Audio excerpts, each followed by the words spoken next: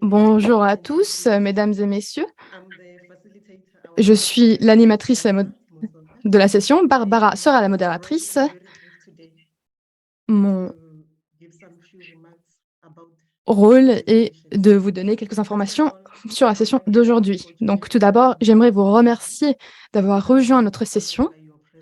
Nous sommes honorés de vous avoir ici aujourd'hui. Nous vous invitons également à participer, à réfléchir sur la session d'aujourd'hui et à partager vos réflexions. Donc, pendant plusieurs années, l'Internet a perpétué cette idée que la place de la femme est dans la cuisine. Mais nous sommes ici aujourd'hui pour dépasser ces limites. Et nous faisons cela grâce à LoveChicks.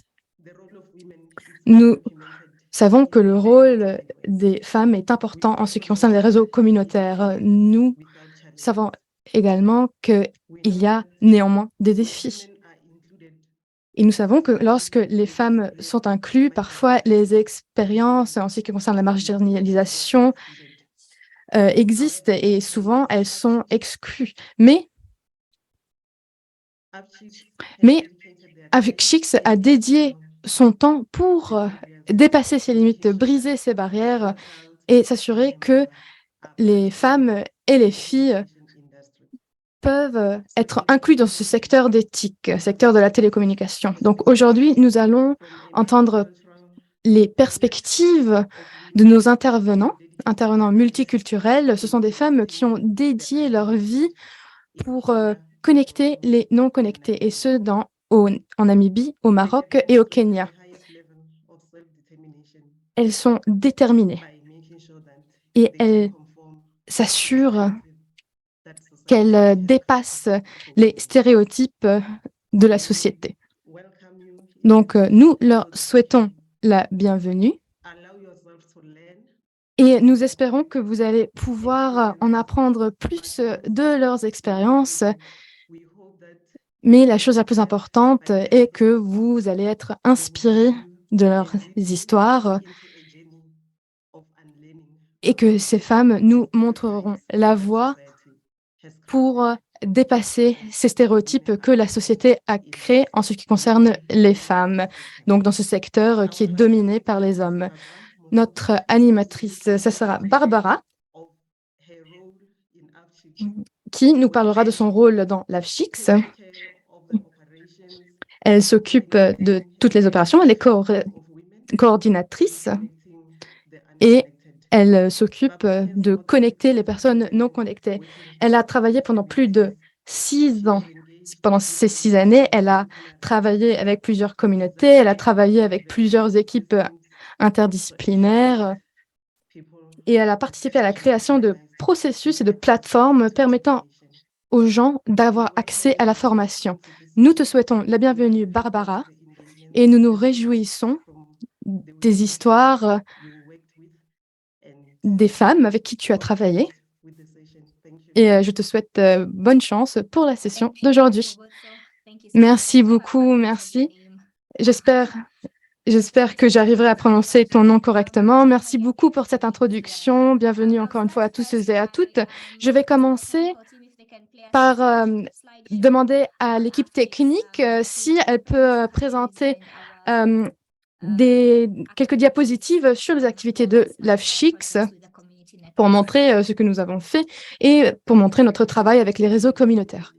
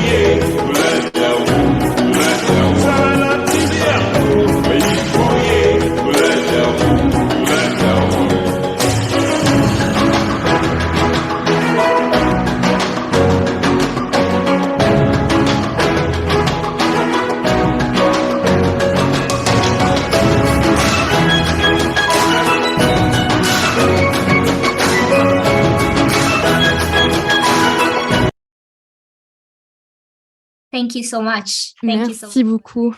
Merci beaucoup pour avoir montré ces images. Donc, je vais commencer par vous présenter l'AFCHICS. L'AFCHICS a été créée par des femmes africaines pour les femmes africaines. Cette organisation a été créée en 2004 lorsque notre fondateur a créé le chapitre original de Linux as Chicks. Et donc, grâce à cela, il voulait créer les capacités Linux et plaidoyer pour l'utilisation de software open source pour résoudre les problèmes de télécommunication en Afrique. Mais depuis, l'AFCHICS a évolué en un réseau indépendant et énormément de femmes venant de 25 pays travaillent dans l'AFCHICS. Donc, nous avons des travaux de coaching. Nous essayons de coacher des jeunes filles à partir de 9 ans pour qu'elles considèrent des carrières dans le secteur des TIC. Nous allons par exemple dans des écoles, nous organisons des workshops, des ateliers. Nous organisons également des événements avec des femmes dans le secteur des TIC. Et nous participons également à des conférences sur les TIC au niveau régional et national. Et en 2018, nous avons répondu à un appel de Women's Connect Challenge. C'était un challenge USAID et nous avons voulu participer à cela car nous pensions que c'était une bonne opportunité pour fournir une opportunité aux femmes dans ce secteur pour qu'elles puissent agir dans ce secteur et pour qu'elles puissent avoir une meilleure participation dans ce secteur. Nous voulions donc connecter les non connectés. Donc, notre proposition a été acceptée en Namibie, au Kenya et au Maroc, ainsi qu'au Sénégal. Et une fois que nous avons créé, nous avons appliqué ces propositions, nous avons énormément travaillé à réaliser nos rêves.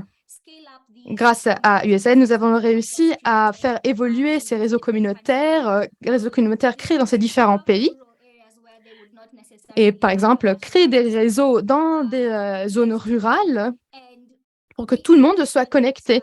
Ce projet a été finalisé cette année et grâce à cela, nous avons réussi à évoluer non simplement notre infrastructure que nous avons créée en 2018, mais nous avons également réussi à faire évoluer les compétences de ces femmes dans les communautés en ce qui concerne les réseaux communautaires. Et grâce à cela, nous avons également réussi à améliorer la durabilité des réseaux Internet, car nous voulions vraiment continuer à fermer cette fracture numérique. J'ai une présentation pour vous montrer exactement où nous en sommes en ce qui concerne les réseaux communautaires. Et cela vous montre comment nous avons réussi à établir ces réseaux communautaires dans ces différents pays africains et vous montrer également où ces réseaux en sont. Bien sûr, notre panel, nos intervenants d'aujourd'hui, vous en parlera plus en détail.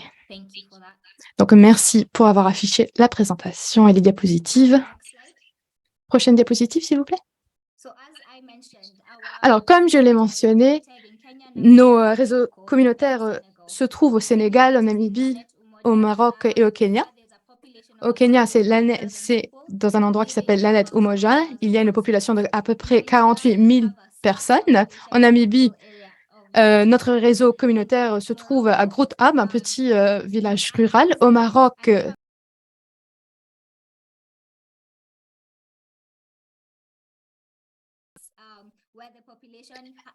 la population s'élève à 8 431 et il y a à peu près 1 500 ménages. Au Sénégal, ce réseau se trouve à Welma, au Cabarène, et cet endroit a une population d'à peu près 50 000 personnes. Donc, et au Kenya, à Lanet Umoja, nous avons à peu près 4 bases et les personnes de la communauté peuvent accéder à cela grâce à l'Internet sans fil ou à la Wi-Fi publique. Et donc, grâce aux infrastructures, nous pouvons atteindre plusieurs milliers de personnes. Et à peu près 1 400 personnes réussissent à avoir accès à Internet grâce à la Wi-Fi publique. À Groot Hub, nous avons à peu près 5 bases. Il y a également la Internet sans fil et la Wi-Fi publique. Et à peu près, nous avons la capacité de connecter à peu près 300 ménages grâce à la Wi-Fi sans fil et à peu près 600 ménages grâce à la Wi-Fi publique. À EastTech, nous avons 4 bases. Et il n'y a que 1500 ménages qui arrivent à se connecter grâce à la Wi-Fi publique. Mais nous vous donnerons plus de détails à ce propos par la suite. Donc ça, c'est simplement l'infrastructure physique et les endroits où se trouvent les réseaux communautaires. Et cela a été fait grâce aux 2 projets qui ont été financés par USAID. Et maintenant, lorsque nous parlons de HX et de notre travail en termes de déploiement de réseaux communautaires, eh bien, pour en apprendre un peu plus à ce propos, nous allons maintenant passer à nos intervenants qui nous parleront en détail du travail qu'elles ont effectué. Nous avons des femmes formidables aujourd'hui et j'aimerais vous les présenter. Nous avons Dr Ouda Shakiri qui nous vient du Maroc. Elle est professeure en informatique à Adwayan University. Elle travaille dans les développements de projets numériques et dans le domaine numérique en général. Elle plaidoie pour l'avancée des femmes dans le secteur d'éthique et elle est également PDG et fondatrice d'une entreprise appelée Enhanced Technology, une entreprise numérique au Maroc. Elle en parlera par la suite. Maintenant, j'aimerais vous présenter Maria Nyanjungana de la communauté Lanet Moja au Kenya. Elle a participé aux sessions techniques que nous avons organisées lors du déploiement des réseaux communautaires au Kenya en 2018. Elle a participé aux sections d'entraînement et ensuite elle est devenue technicienne et elle a travaillé pour les réseaux communautaires. Et en 2021, elle est maintenant et depuis, elle est PDG du réseau communautaire. Nous avons maintenant Gillian du réseau communautaire Groot Hub. Elle est enseignante à la retraite et elle est coordinatrice de projet de 2018 à mai 2023. Et elle a joué un rôle déterminant dans la création d'un réseau communautaire, dans la gestion du projet en Namibie.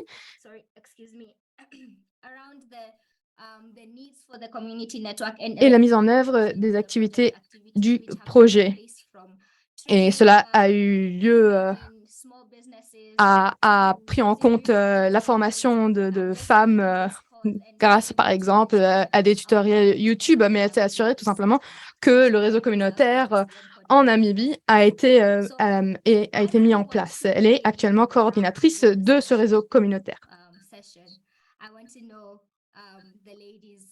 Mais tout d'abord, j'aimerais demander à ces formidables participantes de se présenter et j'aimerais leur demander qu'est-ce qui les a motivées à créer et à lancer ces projets de réseau communautaire dans les communautés. Nous allons commencer par Houda, ensuite Gillian et ensuite Maria.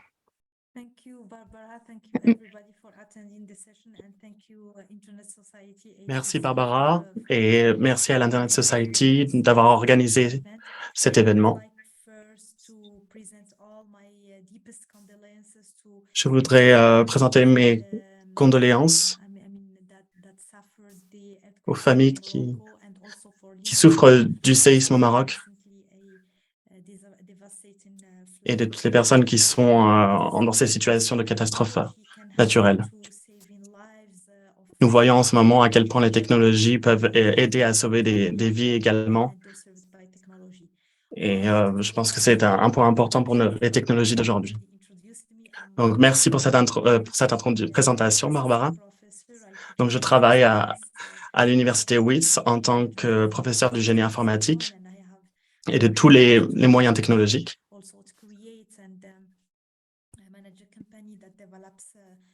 Je suis aussi gérante d'une entreprise qui développe des services numériques pour différentes entreprises au Maroc.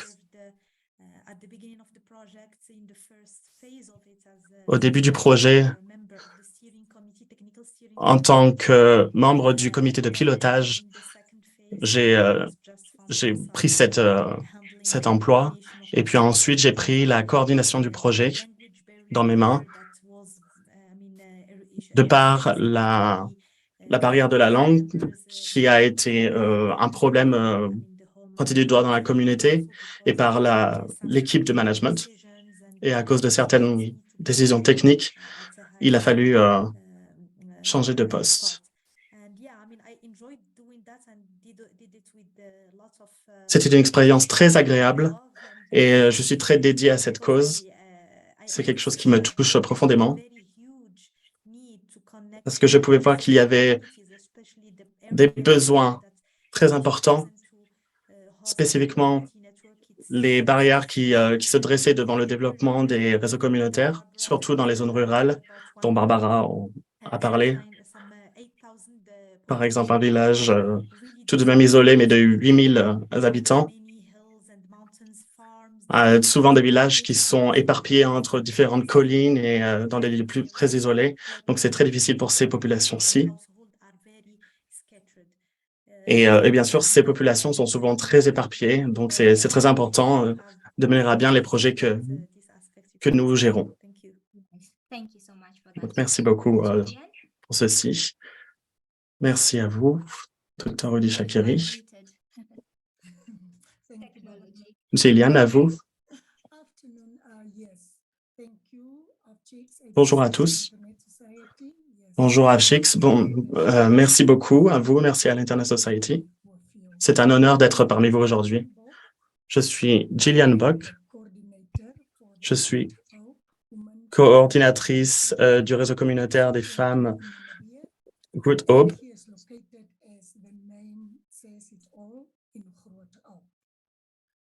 qui est localisé en Namibie. J'ai été coordinatrice depuis 2018 sous tutelle de Dr. Tig Mbekol, qui a permis de mettre en place au début cette équipe que j'ai repris ensuite en tant que coordinatrice. Pendant 3 années, j'ai donc été coordinatrice et ensuite, on m'a demandé d'être la coordinatrice pour la deuxième phase du développement du réseau communautaire, car ils ne savaient pas encore où est-ce que ça allait les mener. Ils avaient besoin de quelqu'un qui avait déjà cette expérience.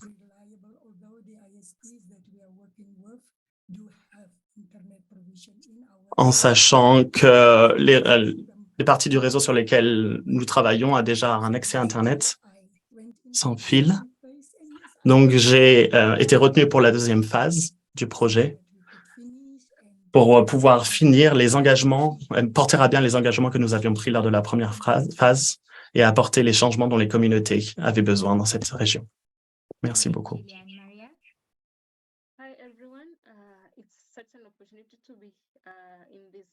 Bonjour. Bonjour, je suis Maria. Merci à tous pour cet événement. Je suis basé au Kenya, à Kumet Umija, à Lanet Umoja, pardon.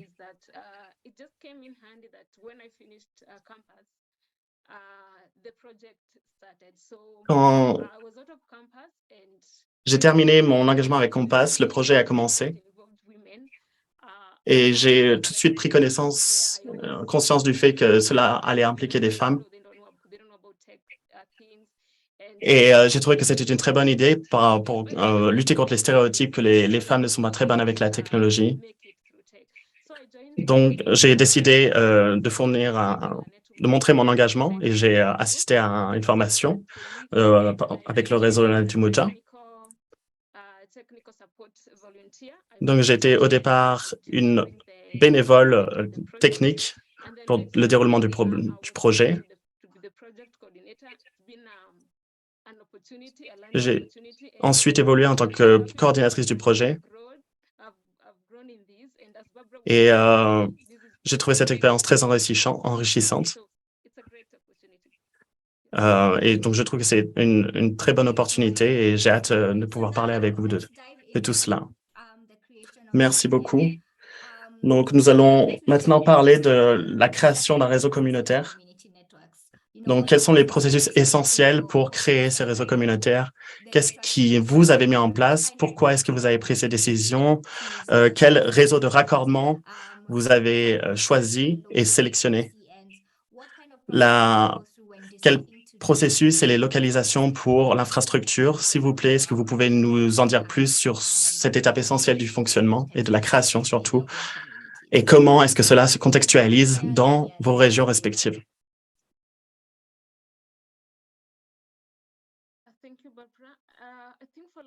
Merci, Barbara. Pour l'Annette Umoja, nous avons bien sûr notre propre histoire.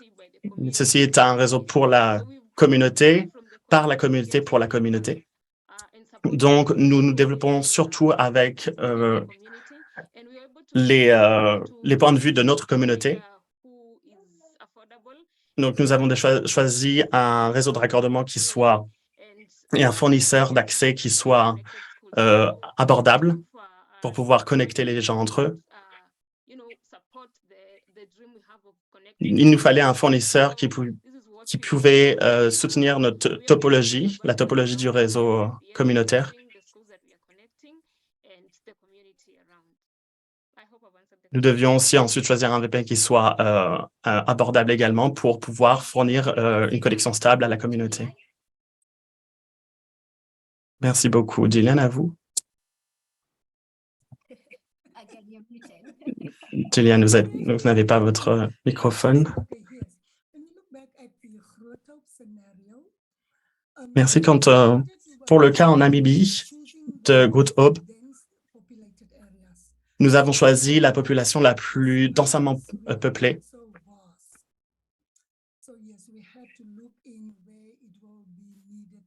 Donc, nous avons choisi nos emplacements pour l'infrastructure dans un premier temps en fonction de cette population pour pouvoir fournir un accès au plus de personnes possible. Donc, nous avons organisé des réunions essentielles pour pouvoir ensuite construire l'infrastructure essentielle qui pourrait ensuite être l'hôte de toutes les réunions suivantes et que ce soit proche de l'infrastructure que nous voulions mettre en place en termes de topologie. Donc, cette première tour a été construite dans cet esprit-là.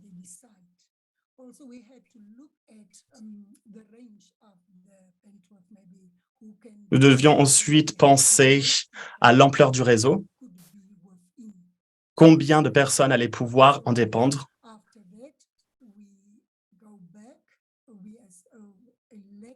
Donc, nous avons ensuite organisé un comité de pilotage qui était composé à 80% de femmes, ou en tout cas, au minimum 2 tiers étaient des femmes, qui ont été essentielles pour mener à bien cette étape grâce à l'AFSHIX.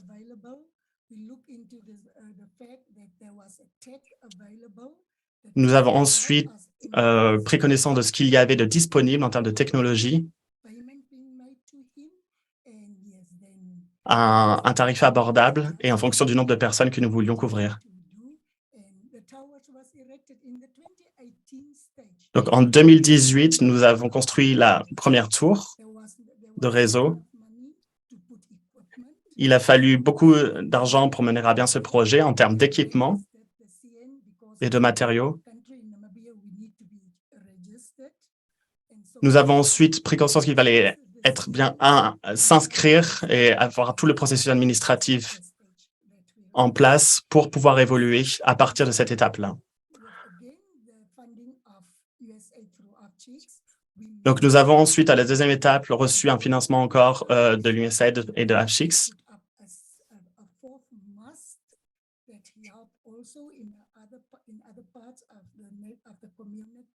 pour pouvoir mettre en place cette deuxième étape et à ce moment-là, trouver notre fournisseur d'accès pour la communauté. Et donc, le fournisseur Internet c'est fait en fonction de la variété de fournisseurs disponibles. Donc, nous avons pensé à ce qu'il fallait pour la communauté concernée dans le budget que nous nous étions fixés et à quel débit. Un débit qui était au départ assez instable et petit, qui soit entre 100 et 50 mégaoctets.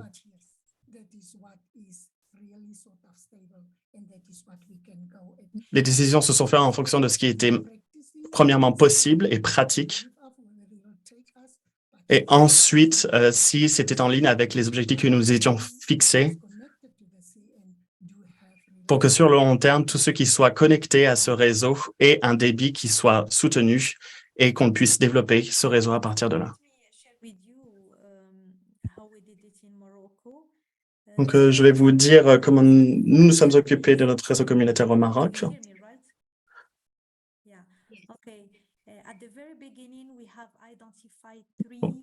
Pour la première phase, nous avions 3 zones isolées qui étaient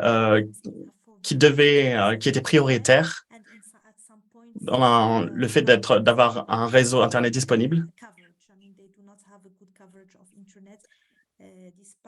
et quelle couverture Internet pouvait être fournie à ces populations isolées. Il n'y a pas forcément des fournisseurs d'accès à Internet très bons dans ces zones-là au Maroc. Donc, dès que nous avons identifié ces zones, nous avons contacté les organismes décisionnaires parce que ce sont eux les parties prenantes les plus importantes par lesquelles il faut passer pour développer un réseau communautaire. Ce sont eux les organisations qui vont vous soutenir tout au long du processus, surtout localement. Ils vont vous permettre de développer des contacts qui vont être présents tout au long du processus. Parce que ce genre de processus demande beaucoup de communication, beaucoup de paires de yeux et beaucoup de décisions qui doivent être prises par les organismes décisionnaires, autant que par nous. Et donc, à partir de là, notre projet a été nous soutenu. Nous avons commencé par ceci. Nous avons ensuite, nous nous sommes déplacés sur le terrain pour prendre conscience de la géographie et de la topologie des zones. Nous avons bien sûr organisé des réunions avec les populations locales pour avoir une conscience de leurs besoins en termes de connectivité, en termes d'accès. Et sachant que nous ne pouvons pas donner une couverture Internet à tout le monde, nous avons essayé de savoir quels étaient vraiment leurs besoins précis en fonction de la zone géographique.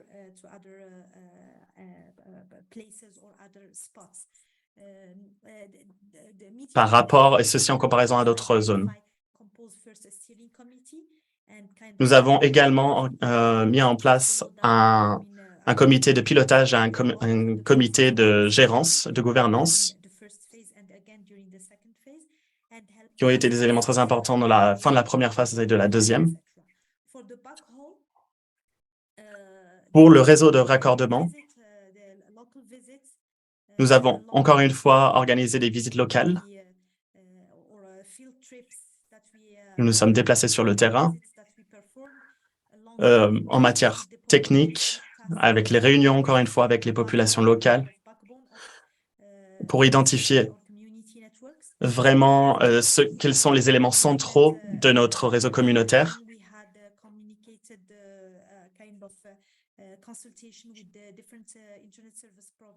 Nous sommes mis en contact avec les fournisseurs d'Internet et avec potentiellement des couvertures satellites de Wi-Fi. Et nous avons ensuite comparé tous ces fournisseurs.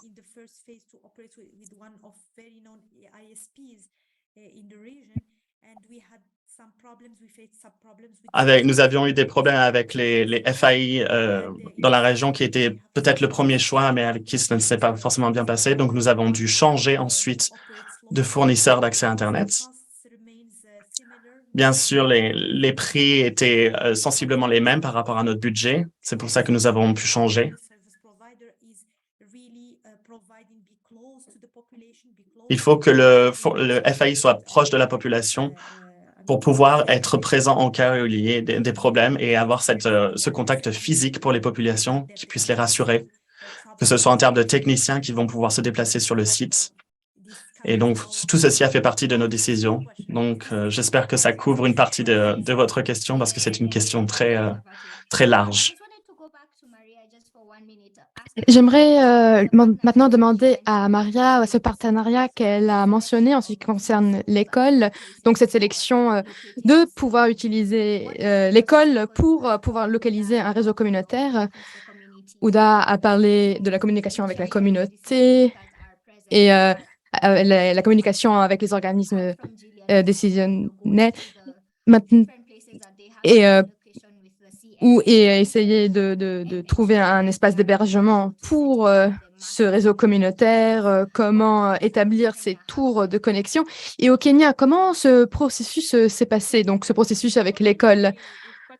Donc, au Kenya, nous avons créé un partenariat avec l'école et nous avons fait cela parce que quand nous nous sommes penchés sur la géographie de l'endroit, donc de l'emplacement du réseau, donc ce réseau doit servir la communauté, mais il est si isolé qu'il était difficile de créer cette bâche d'hébergement. Donc l'école, nous l'avons choisi car c'est déjà un réseau communautaire et nous avions besoin de cette unité communautaire. Donc cette école publique pouvait fournir tous ces éléments nécessaires. Donc, nous avons collaboré avec le service de sécurité de l'école et ce sont des services que l'école nous a offerts. Et en échange, nous aidons l'école en fournissant un Internet gratuit, un Internet gratuit pour tous les élèves. Donc, c'était une expérience unique et cela nous a également aidés et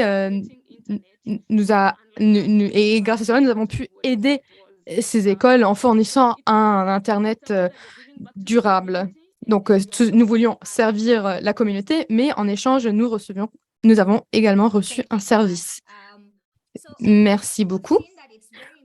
Donc, nous avons vu qu'il est important de penser à cette infrastructure du réseau ou créer le réseau communautaire, son emplacement, comment gérer la sécurité.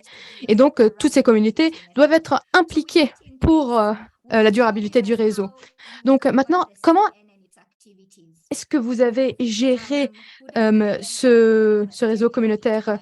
Gillian et Ouda nous ont parlé du comité de pilotage. Comment est-ce que vous avez créé ce pilotage? Quel était votre processus de pensée? Comment vous avez impliqué les personnes dans ce comité? Et parlez-nous du rôle que les femmes ont joué dans l'établissement de ce comité de pilotage et comment les femmes ont joué un rôle dans la durabilité du réseau communautaire et de son succès. Merci beaucoup, Barbara. Donc, un comité de pilotage a été créé pour gérer tout ce qui touchait de près ou de loin au réseau. Nous avions énormément de femmes dans ce comité, mais également des hommes. Mais la plupart de ces activités et des choses qui devaient être faites, ce sont les femmes qui se sont occupées de cela.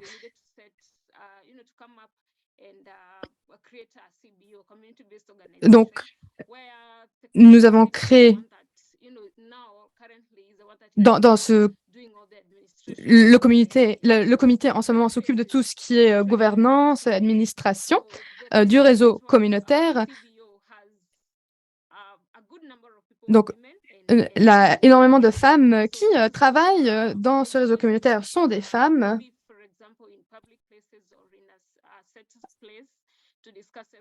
Et donc, nous avons des espaces publics ouverts pour discuter des problèmes, mais c'est le CBO qui s'occupe du réseau. Donc, ce sont des personnes qui vivent à Lanet Umoja. Mais nous avons également, en plus de ce CBO, nous avons également ce comité de pilotage qui s'occupe de toutes les décisions techniques du réseau. Et nous sommes heureux d'annoncer que nous avons également des femmes qui participent à tous les niveaux décisionnels, non seulement dans le réseau, dans le comité de pilotage. Nous avons également appris que toutes les activités effectuées au niveau du CBO, eh bien, certains membres s'occupent du marketing, par exemple. Ils s'occupent du marketing du réseau. Et donc,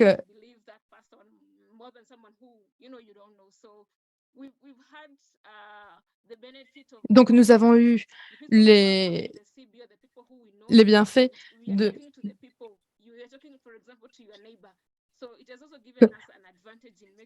avoir ce comité de pilotage et ce CBO, ça nous a donné un avantage que nous avons pu faire évoluer ce réseau. Donc, si par exemple votre voisin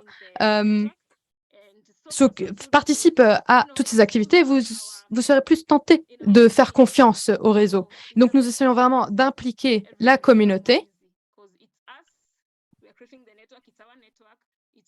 car ce réseau, c'est un réseau qui a été effectué par les personnes de la communauté, pour les personnes de la communauté.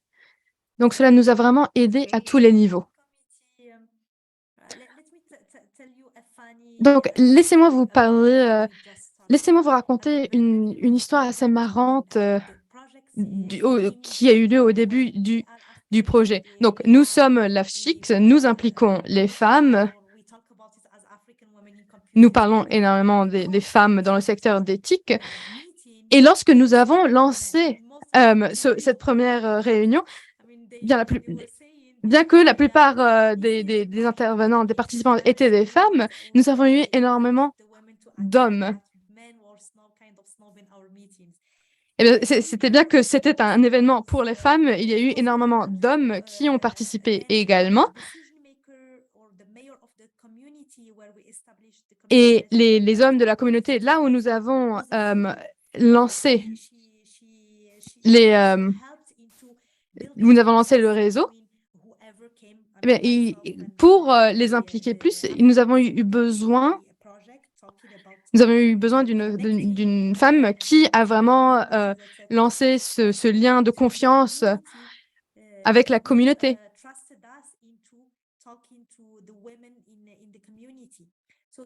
Et donc,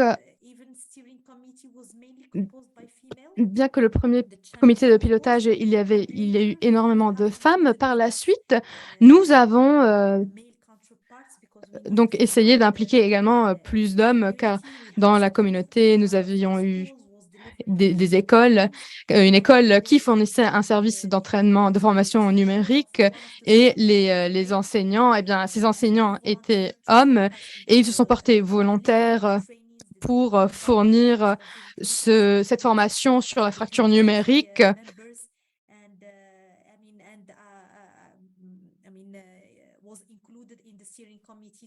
Et donc, nous avons dû inclure ces hommes dans le comité de pilotage pour couvrir tous ces différents aspects de formation. Merci beaucoup, Ouda. Gillian, je vous passe la parole. Je suis désolée, j'ai un petit problème avec ma caméra.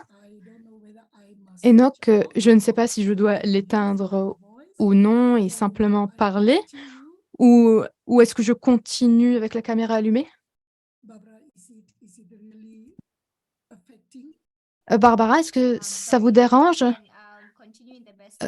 Vous pouvez continuer de la façon dont vous le souhaitez. Peut-être, oui, peut-être ce serait peut-être mieux d'éteindre la caméra.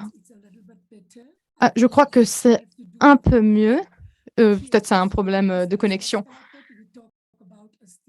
Donc voilà, nous avons parlé de comité de pilotage et lorsque nous avons eu notre première réunion, nous avons parlé des inscriptions, que nous étions assez stricts en ce qui concerne les inscriptions.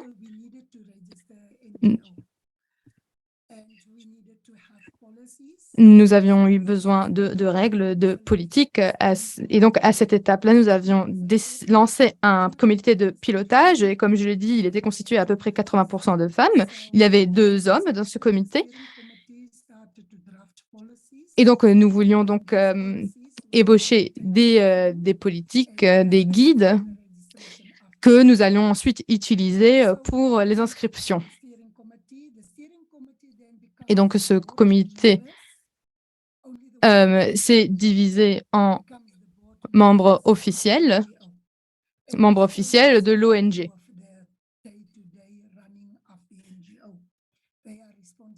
Ils sont aujourd'hui responsables.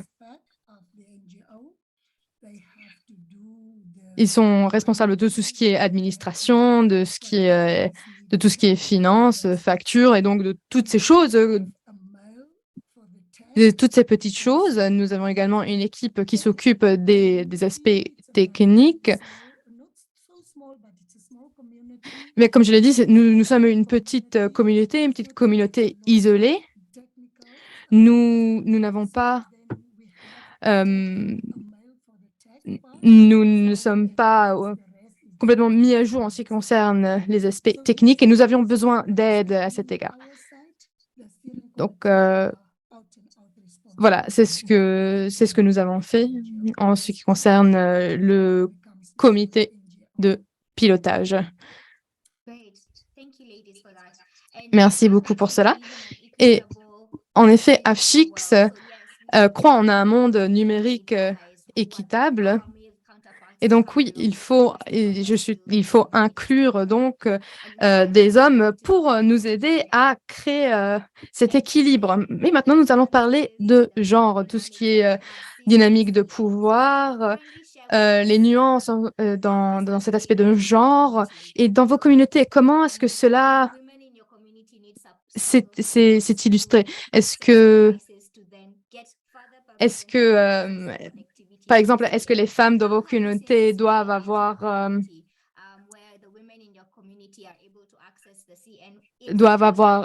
demander à leur conjoint, par exemple, si elles veulent se connecter au réseau communautaire? Est-ce que ces femmes le font de façon indépendante? Comment est-ce qu'elles se connectent? Comment est-ce qu'elles dépassent cette fracture numérique? Je vais maintenant commencer avec Ouda. Et également, en tant que coordinatrice de projet, comment est-ce que vous avez vécu ces dynamiques de pouvoir? Alors, en ce qui concerne le genre, oui, surtout en Afrique du Nord et j'imagine aussi dans la plupart des pays africains, nous avons des communautés encore qui ont des façons de penser très conservatrices. Énormément de décisions dans les ménages sont prises par des hommes.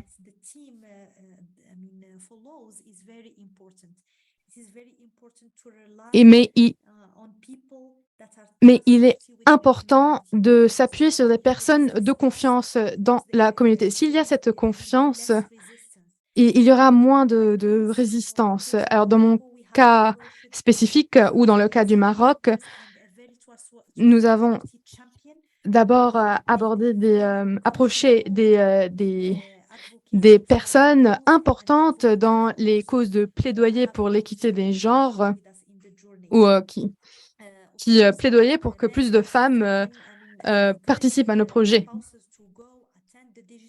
Bien sûr, nous avons encouragé les femmes et leurs conjoints à participer à nos formations, à nos ateliers, car bien sûr, si les femmes apprennent ces compétences, ont ces informations, elles peuvent les enseigner à leurs enfants également. Et donc, il faut Mais cette approche est importante. Vous devez vraiment faire attention avec qui vous parlez, avec qui vous créez ce lien de confiance pour qu'il y ait moins de résistance.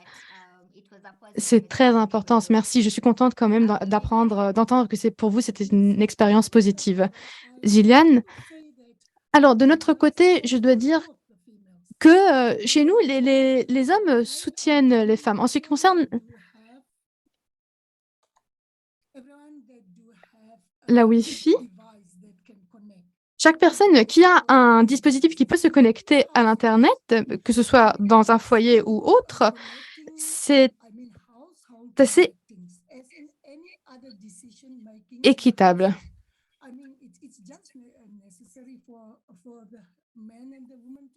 Il est nécessaire également pour chaque homme et chaque femme de discuter de cette connectivité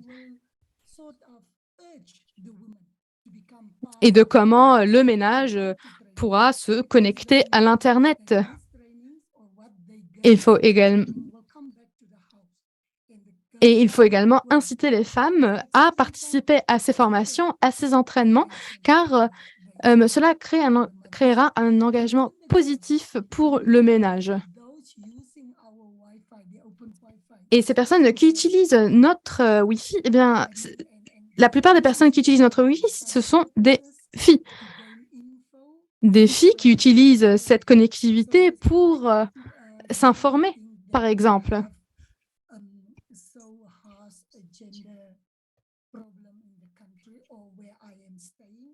Donc, je pense que le problème de genre est moindre dans la région.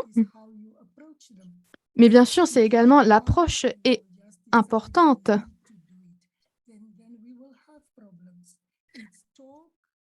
Donc oui, ce qu'il faut faire pour briser ces stéréotypes et aller outre ces problèmes, il faut discuter, communiquer et penser, réfléchir à l'impact que cela aura sur la communauté. Bien sûr, l'Internet a également des aspects négatifs. Ce sont des aspects dont il faut discuter. Et grâce à la communication, je pense que les résultats seront positifs. Donc voilà, je pense que la meilleure chose à faire dans ces communautés, c'est de tout simplement communiquer et discuter. Maria. Donc, pour notre part, le projet d'avoir des réunions avec les localités, nous avons parlé de ça. Donc, à la fois les hommes et les femmes font partie de cette communauté et doivent assister à ces réunions. En dépit du fait que ce soit majoritairement des projets menés par les femmes, les hommes étaient très impliqués. Ils ont été aussi impliqués dans le comité de pilotage.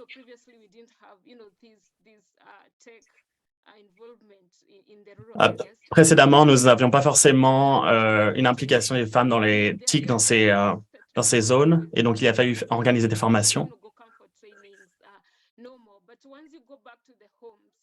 Mais quand ces personnes retournent chez eux, les femmes se sont aperçues que non seulement les hommes les soutenaient, mais aussi elles leur ont permis de se développer dans ce milieu-là. Et elles peuvent en retour éduquer les personnes chez elles.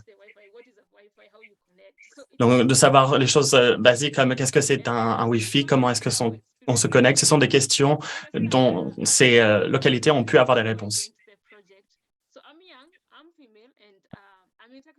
C'était important de montrer ça et de montrer que moi-même, je suis jeune, je suis une femme et je suis impliquée dans tout ce qui est développement technologique dans ma communauté. Donc, il y a toujours un stéréotype tenace de temps en temps pour dire que les femmes n'ont pas forcément la connaissance technique. Et à Lanet Umoja, lorsque l'on dit aux gens que notre projet est mené essentiellement par des femmes, on se rend compte que, en fait, les gens en ont pris l'habitude. et qu'on se rend compte que ça a changé aussi dans les esprits Lanetumuja à ce niveau-là, dans le fait que les femmes ne sont pas seulement meneuses du projet, mais c'est devenu normal. Donc, les gens continuent de se former à ce niveau-là, mais les gens ont pris l'habitude d'avoir ces conversations et les femmes ont grandi grâce à ça, se sont développées en termes de compétences. Ceci a ouvert des avenues de discussion. Et nous nous rendons compte que c'est de plus en plus des cas où les femmes sont formées et elles dialoguent entre elles. Et elles peuvent avoir ces conversations à travers ce que nous avons mis en place. Donc, ce sont elles qui forment leur propre communauté autour d'elles, que ce soit à la maison ou dans les localités. Donc, c'est très, très agréable de voir ceci. C'est une histoire formidable. Merci beaucoup. Et je suis contente de voir que, puisque le projet est impliqué dans votre communauté, toute la communauté s'intègre à ce projet en retour. Et donc, d'une certaine manière, on arrive à résorber cette fracture numérique. Donc, avant de passer aux questions de l'audience, parce que je vois que le temps passe, je voudrais vous demander si vous pouvez nous dire très rapidement, ce n'est pas la fin, mais c'est juste avant les questions de l'audience, comment est-ce que vous aideriez une femme à créer un réseau communautaire dans vos localités? Quelles sont les étapes à mettre en place? Comment vous les soutiendrez dans ces démarches? J'ai vu dans le chat qu'il y a des personnes qui ont demandé, qui ont posé ces questions-là. Comment est-ce que l'on commence et où est-ce qu'on peut trouver du soutien? Donc, je vous laisse la parole si vous voulez apporter un élément de réponse. Donc, comme j'ai dit précédemment, il faut identifier la position géographique de ce réseau communautaire, premièrement, et avoir des organismes décisionnaires locaux qui puissent vous aider dans ces démarches-là.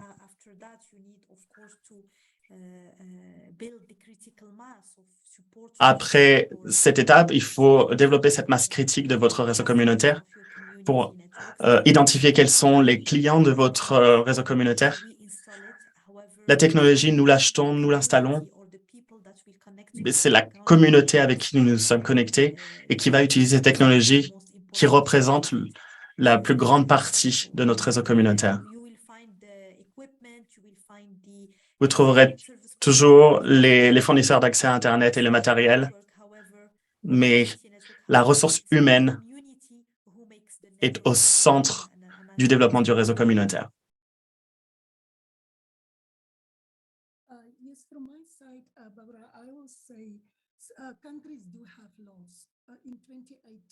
Pour ma part, je dirais que chaque pays a des lois. En 2018, nous avons commencé. Il y a des lois à respecter en tant que réseau communautaire dans chaque pays. Donc, en premier, nous nous sommes attardés sur ceci et puis ensuite sur la communauté locale. Nous avons commencé à voir si on pouvait développer les réseaux communautaires existants.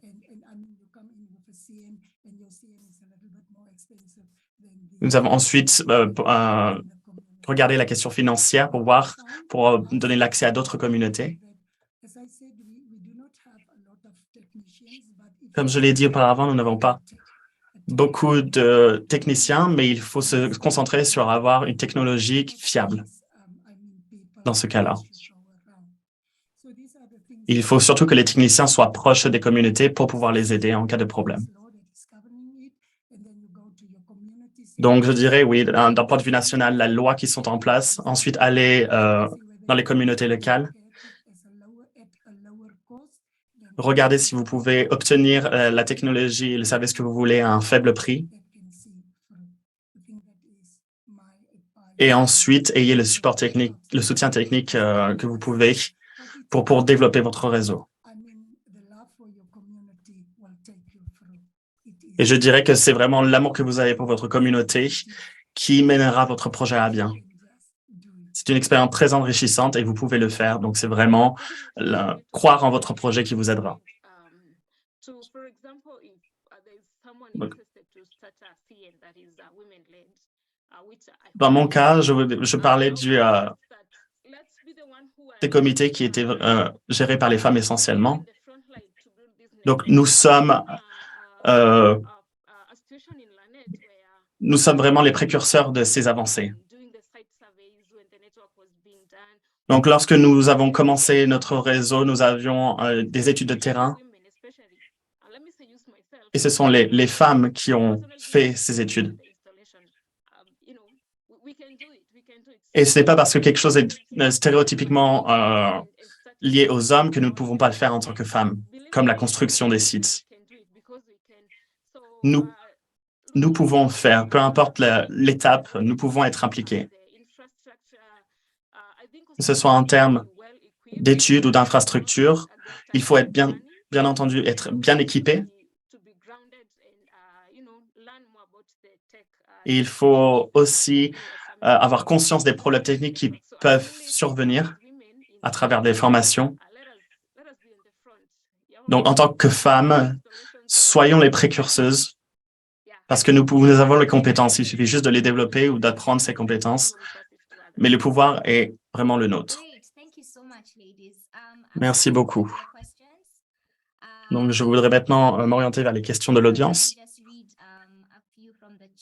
Je vais juste en prendre quelques-unes du chat. Certaines, nous avons déjà répondu, donc je vous demande un moment. Nous avons une question de Roger. Est-ce que vous avez eu l'expérience d'une coopération multicommunautaire, dans vos réseaux communautaires? Ou est-ce que ce sont des initiatives vraiment de localité? Je n'ai pas vraiment eu cette expérience de manière générale, mais ça peut être très, très intéressant. Surtout si vous travaillez avec des communautés administratives qui font partie de la même administration, qui peuvent installer plus facilement une coopération entre elles et qui peuvent combler les problèmes qui peuvent arriver en amont.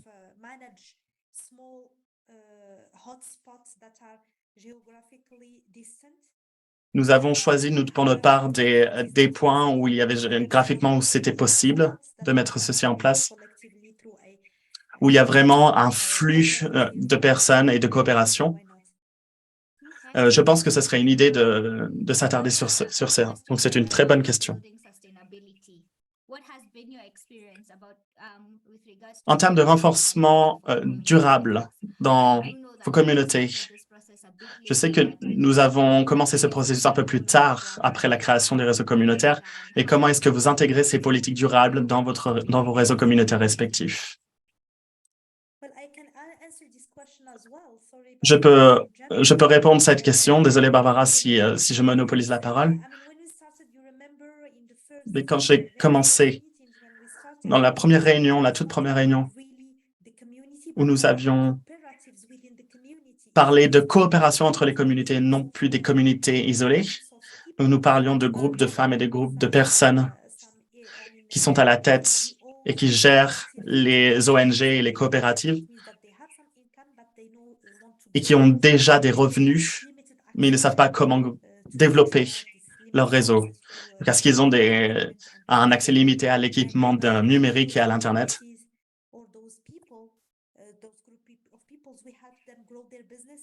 Donc, ces gens-là, nous les avons aidés à développer leurs propres entreprises à travers le marketing.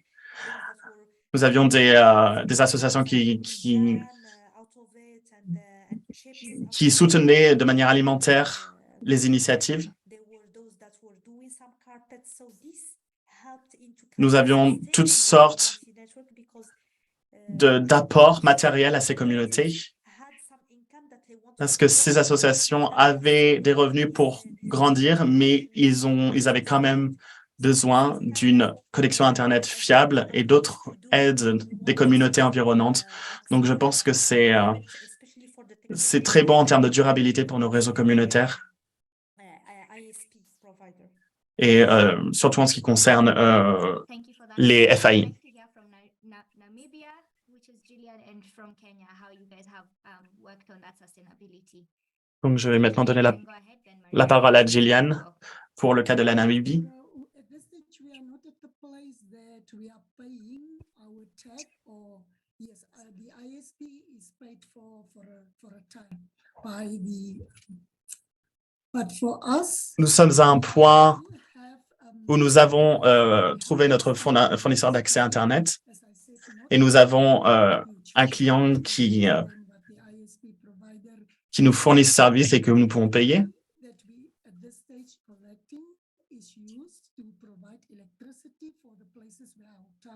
Nous nous concentrons aussi sur fournir tout simplement de l'électricité à certaines localités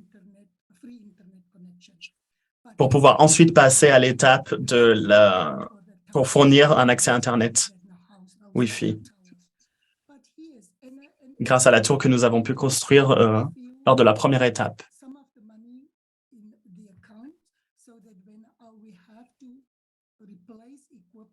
Nous devons maintenant renflouer les caisses pour pouvoir pérenniser nos actions en termes de matériel disponible.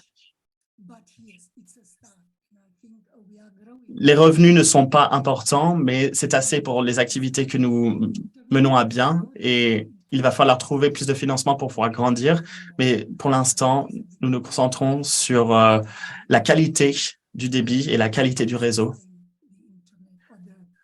pour rendre ensuite le réseau plus durable. C'est génial. J'aime beaucoup le fait que vous essayez de trouver d'autres moyens pour que les communautés aient accès à l'Internet, en plus de celui que vous avez déjà fourni. Donc, est-ce que vous pouvez nous en dire plus? Nous avons acquis 5 ordinateurs portables grâce à le financement que nous avons eu. Ils peuvent utiliser maintenant, nous pouvons utiliser les gens peuvent utiliser ces ordinateurs pour toutes les activités Internet comme envoyer des emails et autres, pour vraiment ouvrir la place à la discussion ou jouer.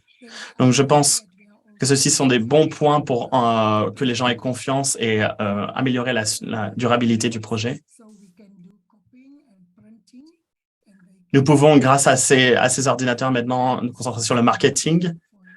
Nous pouvons imprimer des flyers, nous pouvons améliorer notre image de marque. Donc, ce n'est pas seulement l'Internet, je vois, d'après ce que vous dites, c'est vraiment pour essayer de pérenniser le réseau communautaire dans d'autres secteurs. Très bien. Maria, à vous. Donc, pour Lanet Umoja, nous ne payons pas pour l'électricité, ceci est déjà payé pour nous. Donc, nous avons de la chance à ce niveau-là.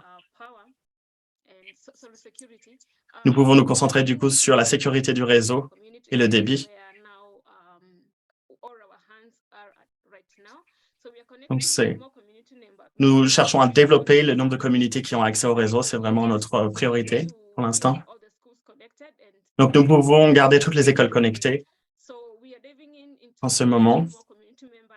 Donc, notre projet est vraiment d'élargir notre communauté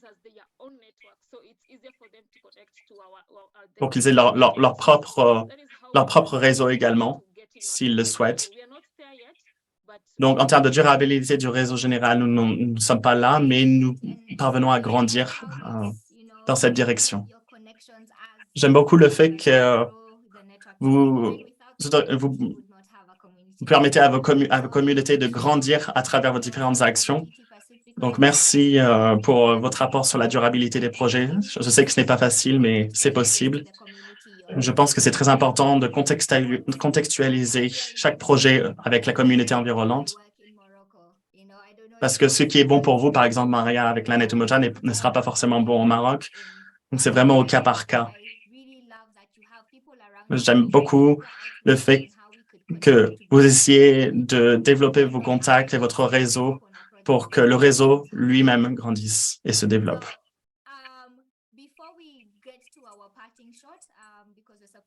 Avant de donner les derniers mots et de finir notre réunion, je vois qu'il y a encore des questions dans le chat, des gens qui demandent comment est-ce qu'on commence à créer un réseau communautaire, quelles sont les premières étapes.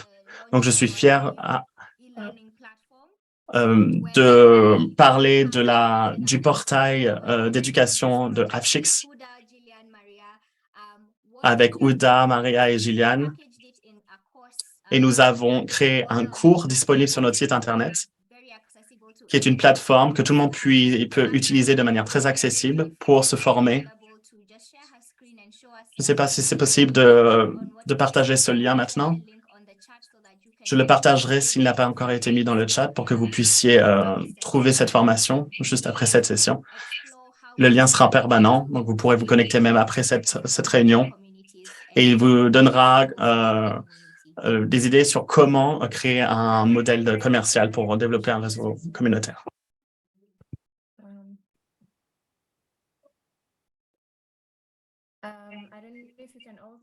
Je ne sais pas si vous pouvez voir mon écran. Oui, oui, on peut. L'écran est visible. Donc, voici notre plateforme d'apprentissage numérique. Le cours aura lieu sur Moodle. Pour l'instant, nous n'avons qu'un cours qui est le cours de formation sur les réseaux communautaires, comment créer un réseau communautaire. Et une fois que vous arrivez sur la page de lancement du site, vous pouvez cliquer sur ce bouton qui vous envoie à la page d'inscription. Et à partir d'ici, vous pouvez vous inscrire. Il y a 3 façons de le faire. Vous avez le login par réseau social. Je vais maintenant me déconnecter pour vous montrer les différentes étapes. Donc, voilà, une fois que vous cliquez sur ce bouton, vous avez 2 façons différentes de vous connecter. Vous pouvez vous connecter en utilisant vos réseaux sociaux, par exemple votre compte Gmail ou votre compte Facebook, ou vous pouvez tout simplement créer votre propre compte. Donc, une fois que vous êtes connecté, je vais maintenant me connecter avec Gmail. Voilà, une fois que vous êtes connecté, vous allez recevoir un email qui vous demandera de vous inscrire à ce cours. Et ensuite, vous serez mené à cette page. Voilà, comme je l'ai mentionné, pour l'instant, nous n'avons qu'un cours sur comment lancer un réseau communautaire. Vous pouvez avoir accès à tous les différents modules. Le cours est composé de 10 modules qui se penchent sur différents aspects. Et chaque module a des packs avec des vidéos qui expliquent les différents modules. Vous avez également un quiz, un questionnaire. Vous avez également un aperçu du cours. Et comme je l'ai dit, vous avez une vidéo qui vous présente donc le cours, comment mettre en place un réseau communautaire. Et ensuite, il y aura un petit quiz qui testera vos connaissances et ce que vous avez appris. Donc voilà, ici, vous voyez à l'écran ce package, cette vidéo, c'est l'introduction qui vous parlera de comment mettre en place un réseau communautaire. Et à la fin de chaque package, comme je l'ai dit, vous avez un petit quiz et vous pouvez également avoir accès à toutes les ressources que nous avons utilisées pour ce cours. Comme je l'ai dit, vous avez le package d'introduction, vous avez le quiz et également le package avec toutes les ressources nécessaires pour mettre en place un réseau communautaire. Voilà, c'est tout de notre côté. Merci beaucoup. Merci beaucoup, Jerry. Oui, je me réjouis de ce cours, donc n'hésitez pas, inscrivez-vous au cours. Nous nous réjouissons de votre participation. N'hésitez pas à faire des commentaires. Ce cours est complet. Il y a également des ressources et des documents en ce qui concerne la durabilité des réseaux, le déploiement, ce qui se passera après le déploiement. Et nous avons également une liste de contrôle sur ce qu'il faut se concentrer pour lancer un réseau communautaire. Et bien sûr, n'hésitez pas à nous faire part de vos commentaires. Nous essayons toujours de nous améliorer. Ou si d'autres personnes que vous connaissez, des personnes avec des compétences techniques qui aimeraient nous aider, n'hésitez pas à les contacter. Donc, mais maintenant, j'aimerais me tourner vers notre panel et demander à notre panel comment encourager les femmes dans le public, mais également les hommes, comment elles peuvent, ils peuvent soutenir ces projets de réseau communautaire. Nous pouvons également répondre à quelques questions finales, mais voilà.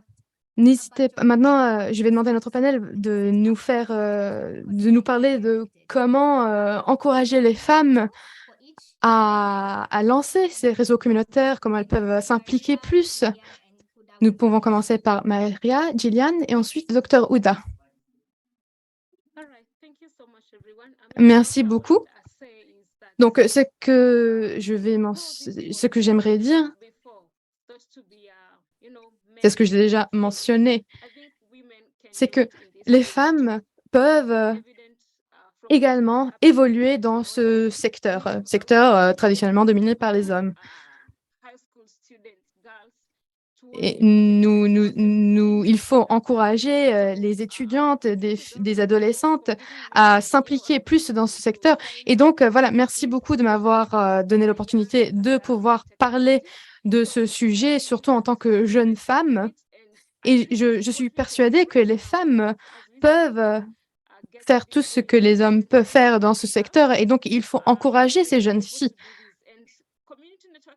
Et les réseaux communautaires, lancer un réseau communautaire est possible grâce au soutien de la communauté. Si une communauté veut un réseau, rien ne peut arrêter la communauté. À la Net Umoja, c'est vraiment la communauté qui nous a soutenus. Merci. Merci beaucoup, Barbara. Merci beaucoup de m'avoir laissé cette opportunité de pouvoir m'exprimer ici aujourd'hui.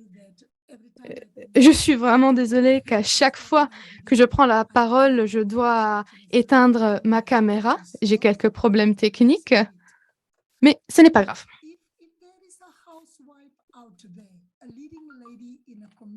Si il y a une femme leader dans une communauté qui a le temps,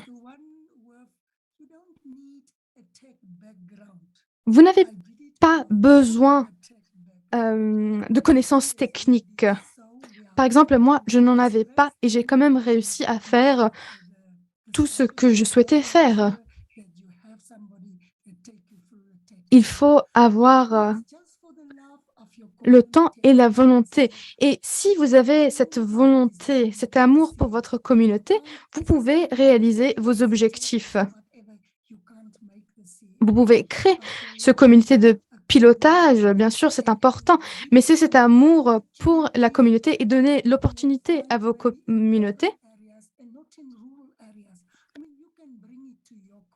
C'est le moteur de tous ces objectifs. Si nous pouvons le faire, vous pouvez le faire également. Et vous pouvez connecter votre communauté. Voilà. C'est ce que j'aimerais dire à ces femmes leaders. Prenez le temps, donnez l'opportunité à votre communauté de se connecter. Donnez-leur l'opportunité d'évoluer et de combler cette fracture numérique. car vous serez celle qui aidera votre communauté.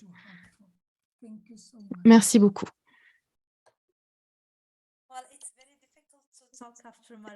C'est vraiment difficile de m'exprimer après Maria et Gillian. Elles ont déjà tout dit. J'aimerais simplement rajouter qu'il y a, oui, en effet, un énorme, une énorme fracture numérique entre l'Afrique connectée et non connectée et entre les pays développés et en voie de développement.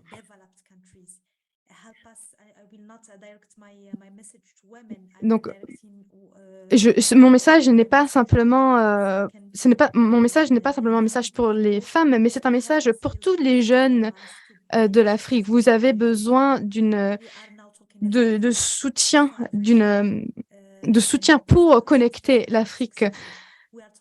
Nous parlons ici de 5G, de technologies de pointe, d'intelligence artificielle. Vous voyez tout ce qui est possible avec la technologie et l'Internet.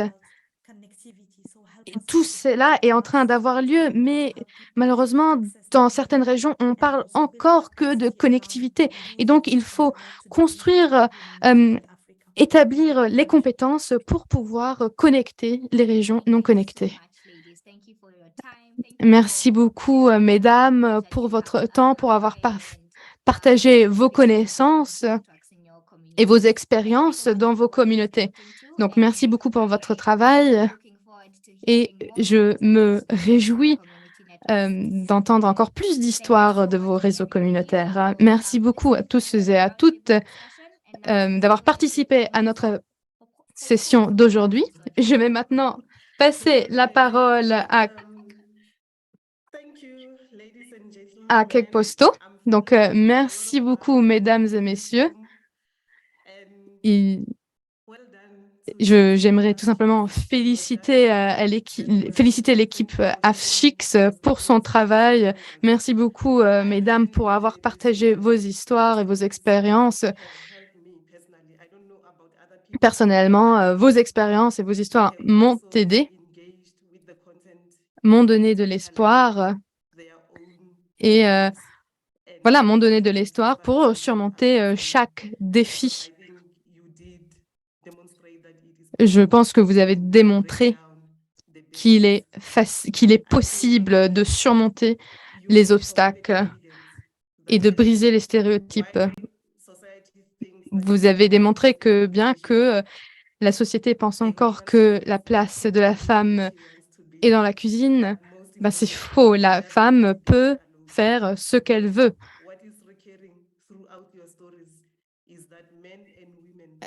Et ce que vous avez démontré également grâce à vos histoires, c'est que les femmes et les hommes peuvent travailler de concert pour atteindre les objectifs. Et je vois que les commentaires dans le chat soutiennent cette pensée. Il y a énormément d'hommes qui soutiennent ce processus. Un réseau de femmes n'exclut pas forcément les hommes. Nous devons collaborer, communiquer et mettre l'accent sur les besoins de nos communautés dans cet écosystème. Cela ne sert à rien de séparer les femmes des hommes. Nous devons travailler ensemble et communiquer.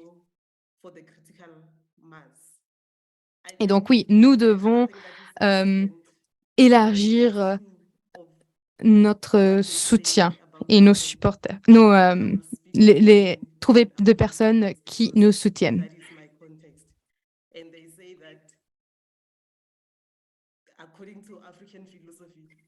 Et selon la philosophie africaine, c'était les femmes avant la colonisation, c'était les femmes qui étaient sur les devants de la scène des avancées et de l'ingénierie. C'était les femmes qui aiguillaient la société.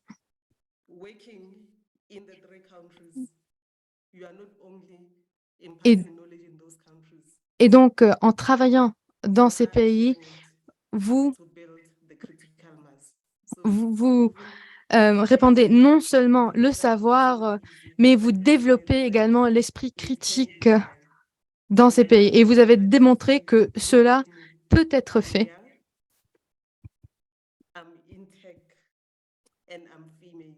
Et oui, en effet, cette citation, je suis jeune, je suis femme et je travaille dans le secteur d'éthique, répandre cette pensée est nécessaire.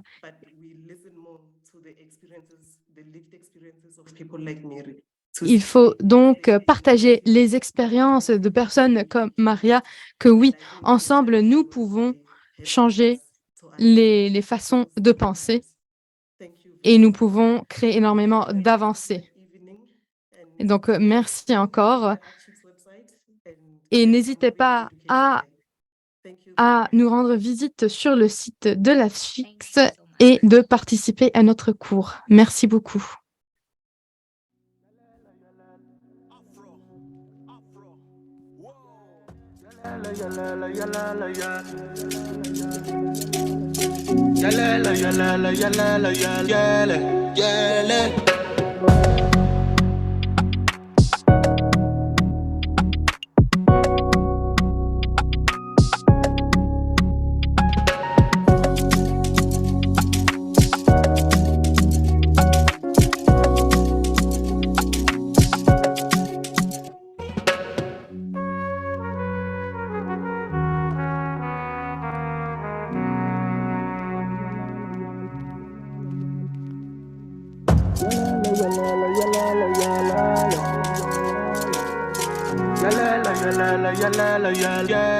Yeah.